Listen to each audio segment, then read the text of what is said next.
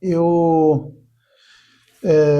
tenho falado nesses últimos domingos sobre uma série de mensagens que eu coloquei o nome de Caminho, né? E tem sido bastante desafiador para mim, particularmente, porque até a construção da mensagem, né, de criar uma série, para mim já foi um próprio desafio, né, pelo fato de primeira vez que eu faço uma série de pregação, eu sempre pregava coisas que Deus falava comigo e não tinha necessariamente uma relação com uma coisa e outra. Mas eu fui confrontado com isso e, enfim, e eu achava que essa última mensagem ela estava pronta desde o início. Eis que ontem à noite eu fui só bater o olho para fazer um ajuste ou outro. Isso era umas 10 horas da noite, mais ou menos, não era? Quando a gente chegou em casa, mais ou menos 10. Aí umas 2:30 da manhã eu estava terminando de refazer a passagem toda. E a Tatiana, você não vai dormir? Eu falei, Tati, eu tenho que refazer isso tudo aqui, porque mudou muita coisa. E aí, o caminho é assim, né? A gente às vezes acha que a vida vai seguir de uma forma e a vida muda. E na primeira mensagem eu falei sobre aqueles que estão à margem do caminho. E o título da mensagem era Do Caminho. E era estranho usar esse título, Do Caminho, né? E a ideia era que existem pessoas que estão à margem do caminho. Sejam pessoas cheias de conhecimento e orgulho próprio, conhecedores da palavra. E assim, naquela pregação, eu falei sobre os doutores da lei, os mestres da lei, que tinham um conhecimento absurdo da palavra, estavam vivendo através do caminho, talvez como pastores, recebendo salários e tudo mais, mas na verdade eles só queriam encontrar uma brecha e confrontar a Deus. Foi assim que o mestre da lei fez, né? O doutor da lei colocou Jesus à prova, dizendo mestre, de uma forma até querendo confrontá-lo. E aí Jesus vai lá e responde com aquela passagem do bom samaritano. E aí ele diz, né, através daquele judeu, que o bom samaritano, um homem desprezado pelos judeus, é usado como um exemplo de bom homem, um homem que para e dá atenção para aquele outro que estava com problema.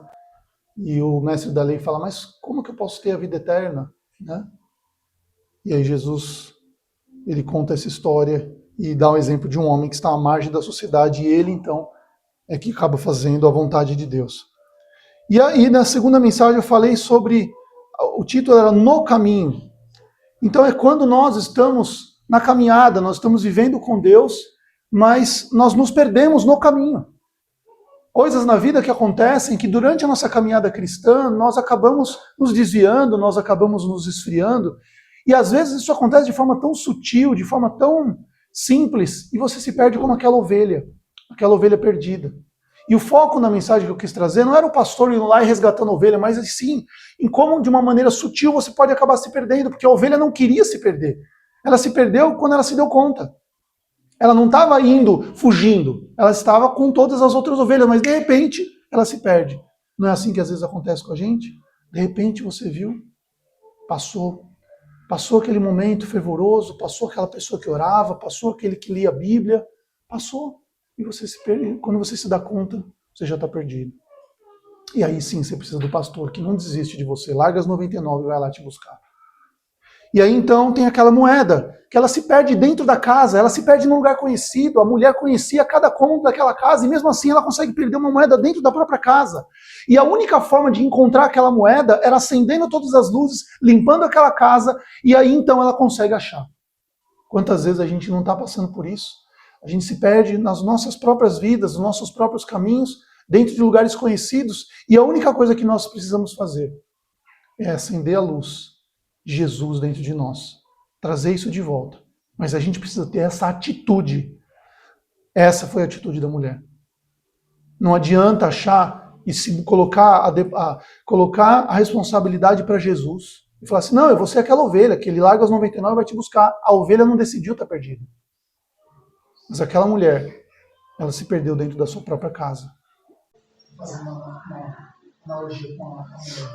Mas então tem o filho pródigo, que escolhe sair. O filho pródigo sai, não, eu vou sair da presença do meu pai, quero tudo que ele me pertence e vou embora.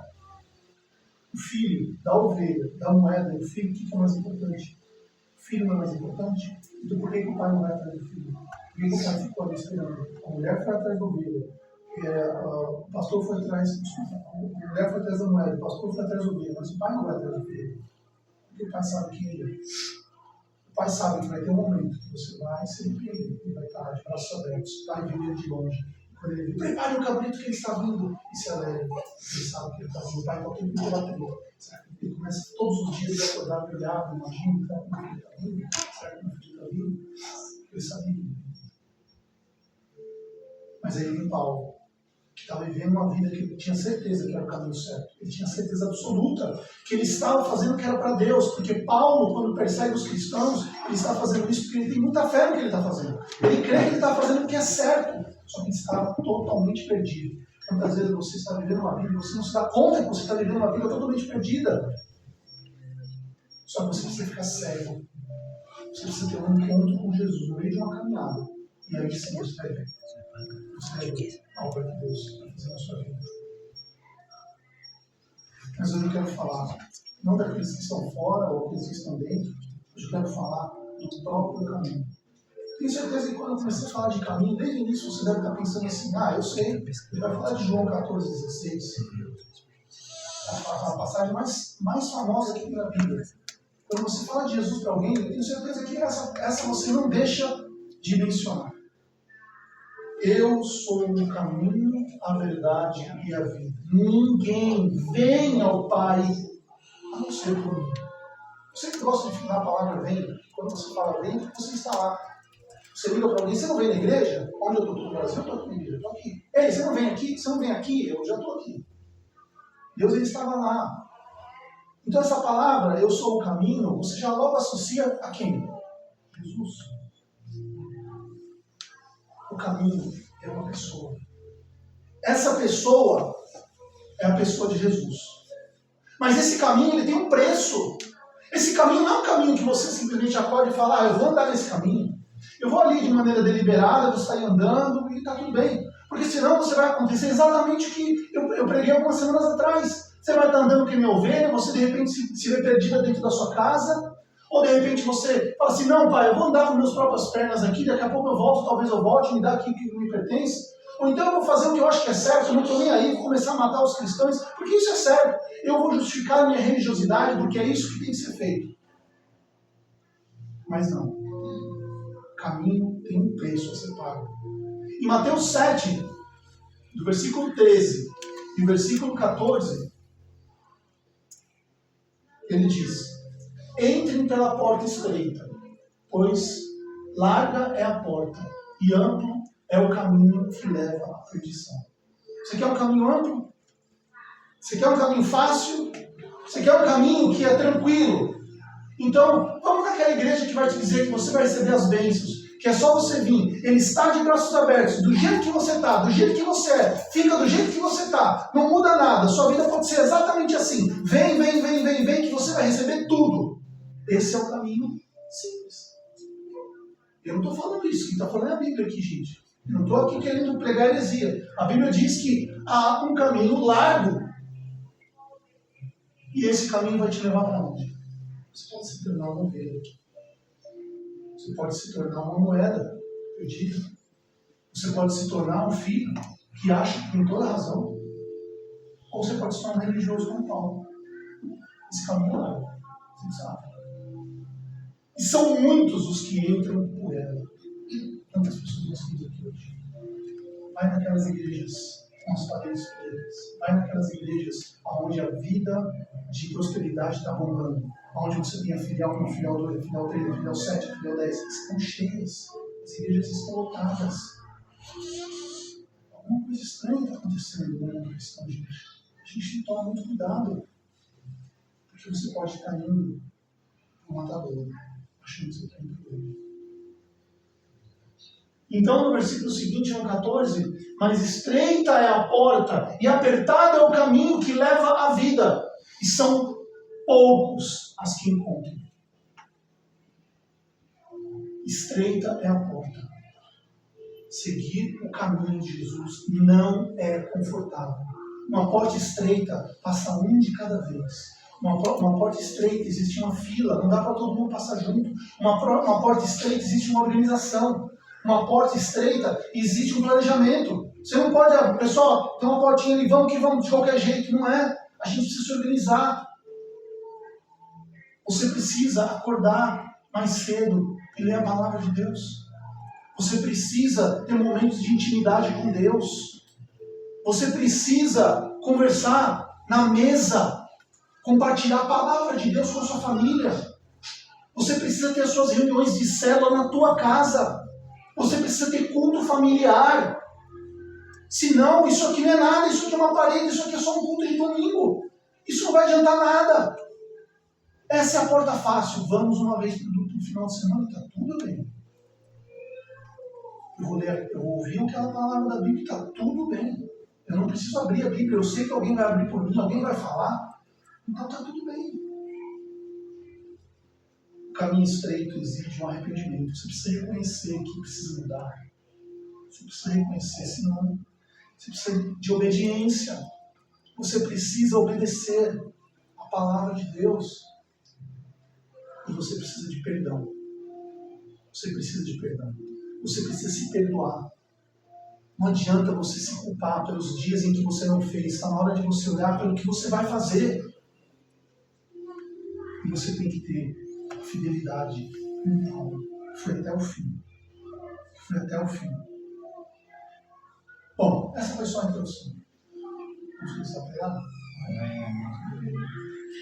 Como que você prepara o caminho para Jesus entrar na sua vida? Como que você prepara esse caminho para Jesus entrar na sua vida?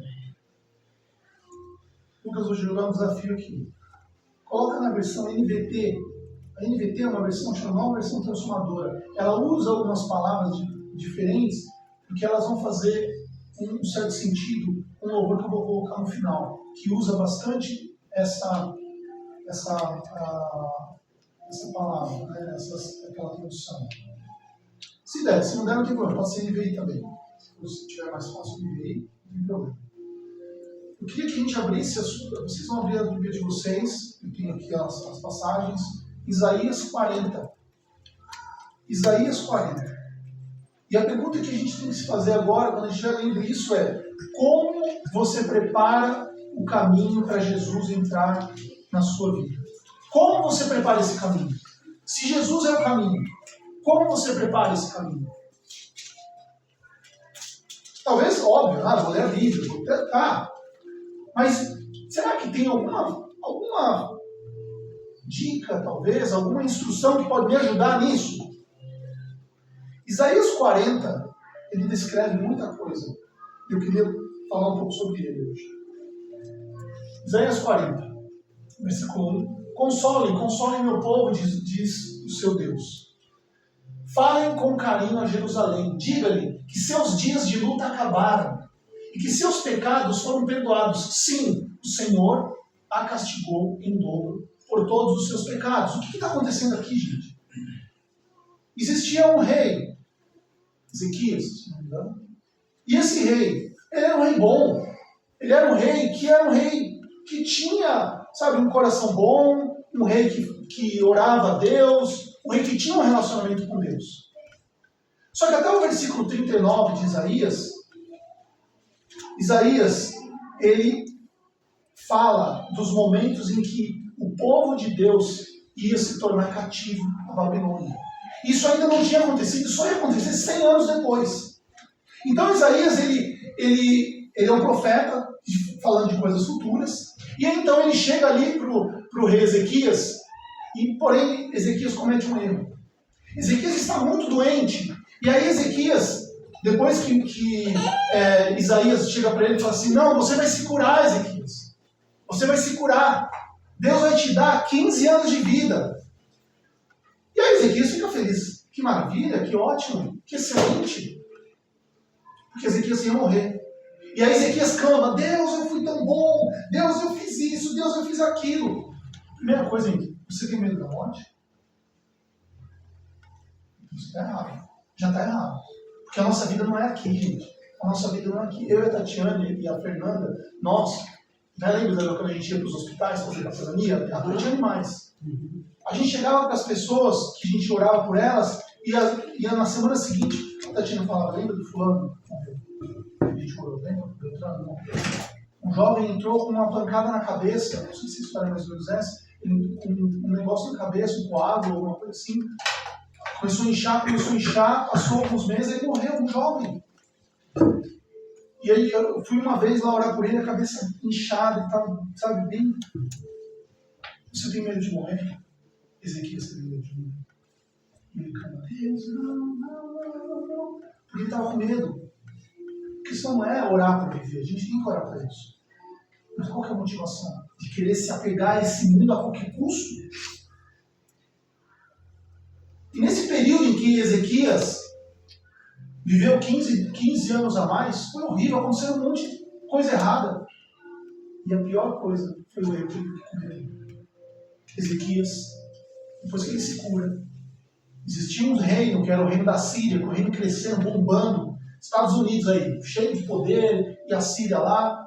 E aí tinha um reino babilônico que estava de olho. Opa, peraí, esse reino aí está crescendo demais, hein? E aí os babilônios ficaram meio que como é que a gente pode, né? O que a gente vai fazer, esse reino assírio aí e tal.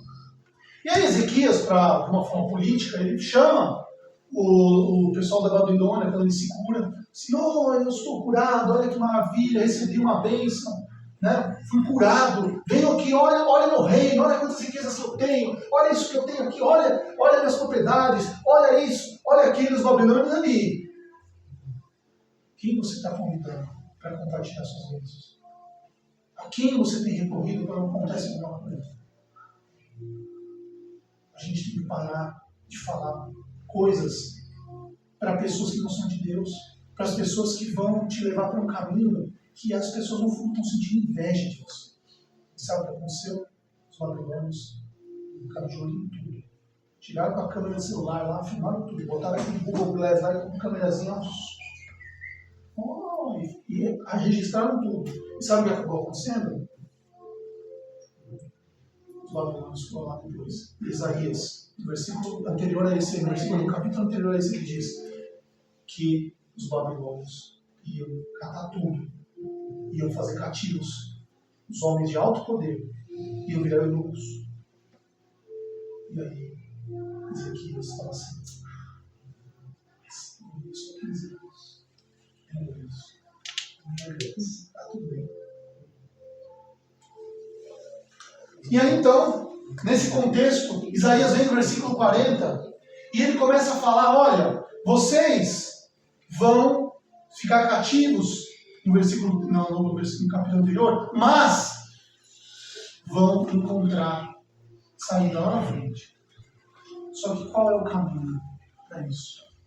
Qual é o caminho? O que vocês precisam fazer para que Deus venha e institui, tire vocês do mundo de pecado, do mundo da escravidão?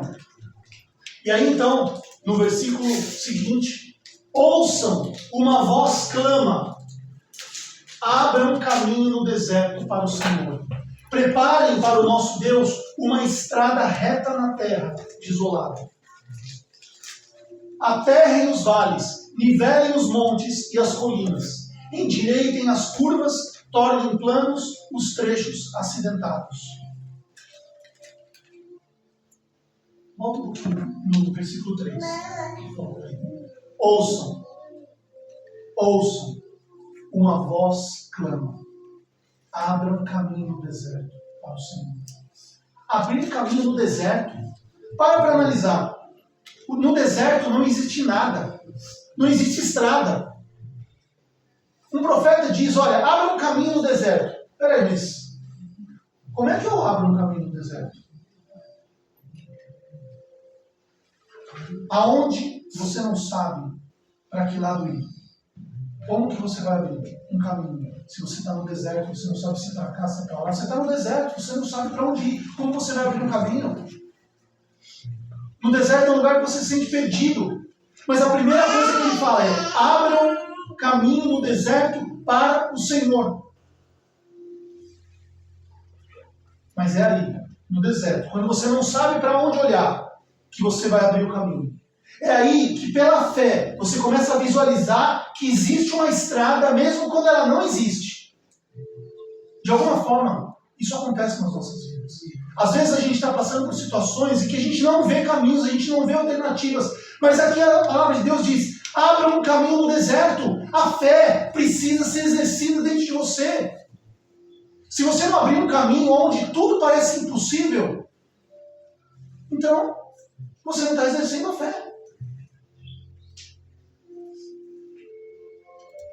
Então, é quando você começa a andar para frente. Porque você vai decidir, aquele é o caminho, eu vou andar para frente. Você não vai andar para trás, você não vai andar para lá. Você vai estipular um caminho, está no deserto, eu vou andar para frente. E eu tenho que ter a certeza de que eu estou andando para frente, mas eu não vou voltar para trás. Sem ficar andando em círculos. Ande para frente. Porque se você começar a desviar, é tudo parecido, no deserto é tudo igual. Daqui a pouco você está dando volta assim. Andar para frente requer determinação, requer direção, foco. Se você não tiver foco, se você não olhar para alguma coisa, e o único ponto que você pode olhar no deserto é para cima. Se você mirar numa estrela, você vai. Você precisa olhar para cima quando você estiver andando na sua vida. E não olhar para os lados. E não se perder como uma ovelha. E de repente você, peraí, eu já passei por aqui. Aonde eu estou?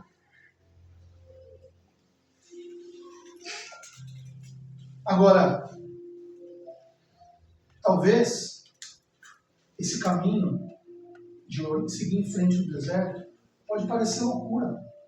Pode parecer uma coisa absurda. Porque quando você está passando por um problema e você fala, não, eu vou caminhar em fé. Eu vou andar sem olhar para trás. Eu não vou desistir. Quantas pessoas não vão falar para você, você é louco? Você já tinha preparado para sempre. Você está insistindo nisso. Você está perdendo o seu tempo. Quantas pessoas vão querer fazer você puxar você para trás? Quantas pessoas? Quantas pessoas vão, de alguma forma, querer com que você mude a direção desse caminho? Mas você vai levantar sua cabeça e vai seguir em frente. Mesmo que todo mundo, até você mesmo, ache que não tem mais para onde ir. Até você mesmo, pode ser essa pessoa que está falando dentro de você, para, muda, faz outra coisa, esse caminho está errado, você está insistindo à toa. É claro que tem horas que Deus vai falar com você. Mas é Deus que vai falar com você. Não é a sua vontade, não é o seu medo. Você tem que ter fé e seguir em frente. Porque Deus está vendo como é que você se prepara para confiar nele. Como que você se prepara? Para você chegar lá na Terra Prometida? Aí é fácil. Agora não, está tudo certo. Agora, é a sua postura agora, no deserto, nessa situação, de olhar para frente, olhar para o alto, ter foco e andar sem desistir, e crer, e preparar o caminho do Senhor. Não por etapas. Ande nesse caminho reto, sem desvios, sem atalhos, sem jeitinho. Não existe atalho no deserto, não existe atalho. Para de insistir. Para de insistir, querer cortar caminho, querer fazer coisas que você sabe que não tem que ser feita. Não vai te levar a lugar nenhum.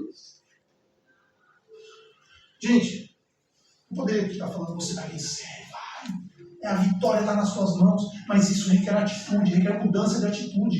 Se a gente não se confrontar e a gente não olhar que a gente precisa mudar os nossos caminhos, a gente vai ficar sempre andando em círculo no mesmo lugar. Agora, quando a palavra de Deus diz ali, prepare um caminho do Senhor, acho que o versículo 3, o que está dizendo? Prepare um caminho para o nosso Deus. Vocês acham que Deus precisa que você prepare um caminho? Ele é o Criador de tudo. Ele é o próprio caminho. Mas espera aí, se Ele é o próprio caminho, por que eu tenho que preparar o caminho? Não parece uma situação um pouco ambígua aqui, onde você pensa, peraí, eu tenho que preparar o caminho se Ele é o próprio caminho?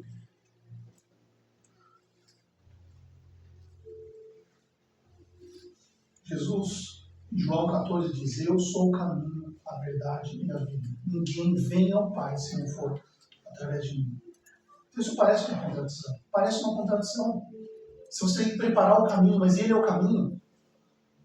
Se Jesus é o caminho, então por que Isaías está falando para a gente preparar esse caminho para ele? Porque Isaías está falando aqui de um caminho para o Senhor, enquanto Jesus fala que ele é o caminho para o Pai. Jesus, ele é tanto o destino quanto o próprio trajeto. Ele é tudo, ele é o início, ele é o fim. Ele é o nosso caminho que leva-nos até o Pai. Mas antes, ele quer que nós tenhamos uma atitude, e isso vem de dentro de nós, para que a gente remova todos os obstáculos, remova todos os medos. Você está no deserto, remova tudo que te atrapalha. Foque em algo, foque em Deus, foque em Cristo, siga em frente com fé. Confia, confia. Eu estou falando isso para mim. E aí no versículo 4 de Isaías 40, ele diz: aterrem os vales, nivelem os montes e as colinas, endireitem as curvas, tornem planos os trechos acidentados. Deus, ele vem até nós, mas a gente precisa remover esses montes de orgulho que nós temos. Precisamos preencher esses vales que nós nos sentimos inseguros. Precisamos endireitar o nosso caminho de rebeldia. Assim, o caminho pode passar por nós e nós podemos caminhar por ele. Em Isaías 5, no versículo seguinte, diz: então a glória do Senhor será revelada. Prepare o caminho, tome uma atitude. Nivele a sua estrada, endireite a sua vida, para que ele então possa ser revelado. E todos verão a glória do Senhor. Todos verão. Imagine a seguinte situação. O rei, ele está chegando na cidade. Os servos saem à frente, nivelam a estrada, removem os entulhos e anunciam a chegada. Ele é o caminho. Ele está vindo. Mas a cidade ainda assim precisa se preparar para receber. Porque não adianta nada. A estrada está limpa. Endireitar o caminho. Está todo mundo dentro da casa desatento. E está todo mundo vivendo suas vidas e está passando. Mas você está desatento. Talvez você está vendo sobre Netflix. Talvez você está estudando demais, trabalhando demais. Talvez você está desatento demais. O rei está passando.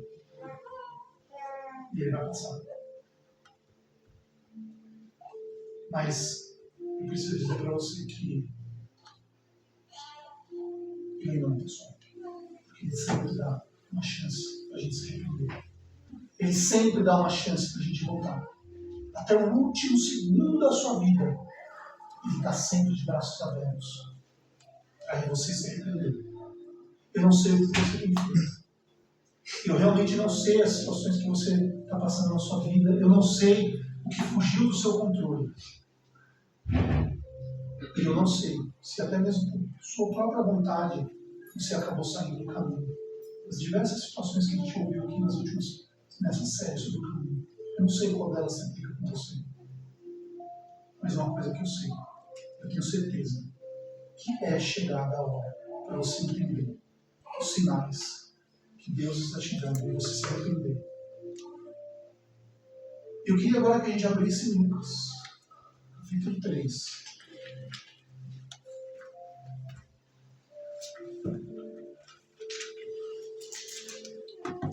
Lucas 3.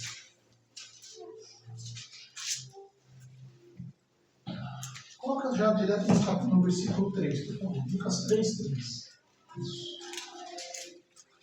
João percorreu os arredores do Rio Jordão, pregando o batismo como sinal de arrependimento para o perdão dos pecados. Gente, o que é batismo? Responda aqui, o que é batismo? Pregando o batismo como um sinal de arrependimento para o perdão dos pecados. Por que ainda você não tomou essa decisão? Por que você não está arrependido? E a pergunta é, será mesmo que você está arrependido? Se batize. O que é se batizar? O que é se batizar? Há algo profético, há algo místico em você entrar na água? Não, porque se você sair da água, você vai só estar molhado. Agora, quando você de fato se arrepende daquela ação que você está fazendo, aí sim você está se batizando. Aí sim você está deixando aquele seu velho homem, deixando aquela sua velha vida e nascendo de novo arrependido daquilo que você tem feito. Mas para de achar que eu já se batizei. Não, porque a gente tem que se arrepender todos os dias. Então, teoricamente, eu tenho que me batizar todos os dias. Todos os dias eu tenho que ter a convicção do batismo. E digamos assim que a gente se batiza quando a gente vai tomar banho. Se você quer usar água para se batizar, tá bom. Todos os dias você vai tomar banho e vai se batizar. Mas todos os dias nós temos que nos batizar. Temos que nos arrepender. Essa atitude de arrependimento ela tem que ser constante. O que você está esperando para você ter essa atitude? O que você está esperando para de fato se arrepender? Para de fato olhar para o caminho e querer viver no caminho? E saber que é só Ele que é o caminho? Eu te convido a você não perder mais tempo. Deus está passando, Jesus está passando. Não perca tempo. Chega de mentiras, chega de medos, chega de atalhos. Prepare o caminho para o Senhor. E aí, arrume tudo. Faça como aqueles servos ali que prepararam o caminho, que arrumaram, endireite sua vida, endireite os caminhos, nivele os montes. O profeta Isaías, ele estava se referindo a João, quando estava falando lá, prepare o caminho do Senhor. Mas chegou a hora de você viver esse novo caminho. Você precisa declarar Jesus, assim como João fez. Declarar Jesus por si mesmo. João aqui estava declarando as pessoas. Mas agora, hoje, é o dia de você parar de viver esse engano que você tem vivido. E você, de fato, viver um novo caminho. Em Lucas 3, no versículo 4, diz o seguinte: o profeta Isaías se referia a João quando escreveu em seu livro: ele é uma voz que clama no deserto. Preparem o caminho para a vinda do Senhor. Abram uma estrada para ele. Os vales serão aterrados. Os montes e as colinas serão nivelados. As curvas serão endireitadas e os lugares acidentados aplanados. Então, todos verão a salvação enviada por Deus. Nós vemos isso lá em Isaías, isso que lá no Novo Testamento. João, Lucas no caso aqui, está citando com um maior nível de detalhe, isso aparece em Mateus e Marcos também, mas Lucas é o que entra em maior detalhe. Lucas é médico, Lucas é detalhista, Lucas é criterioso, Lucas gosta de colocar contexto nas coisas. Lucas é o único que descreve a crucificação de Jesus nos mínimos detalhes. Ele fala sobre o coração explodindo de Jesus e o que isso ocorre no suor, quando o coração explode, o suor sangue para todo lado. Lucas é detalhista. E Lucas cita exatamente aqui a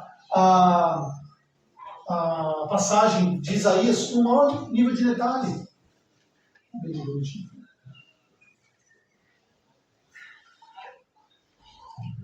Então, eu te pergunto, todos um dia verão a salvação. Todos um dia verão a salvação. Mas a pergunta que fica é: você vai ser aquele que vai ver a salvação? Ou você vai ser aquele que vai estar nela? Como está sendo o seu caminho? Como está sendo a sua caminhada? Hoje encerra essa pregação, essa série de caminhos. Não sei se um dia eu vou falar sobre isso de novo. Mas lembre, sempre que você precisa preparar todos os dias caminho. Todos os dias você precisa se batizar. Todos os dias você precisa se arrepender. Qual o caminho que você vai escolher? Lucas, coloca aquela apresentação. Né? Qual é o caminho que você vai descobrir? Só existe um caminho. Não tem atalhos, não tem destino. Você vai estar no deserto e ele vai falar: prepare o caminho no deserto. Prepare o caminho no deserto. Não é fácil preparar o caminho no deserto. Não é fácil preparar uma estrada. Eu queria que você ouvisse esse louvor. Prestasse atenção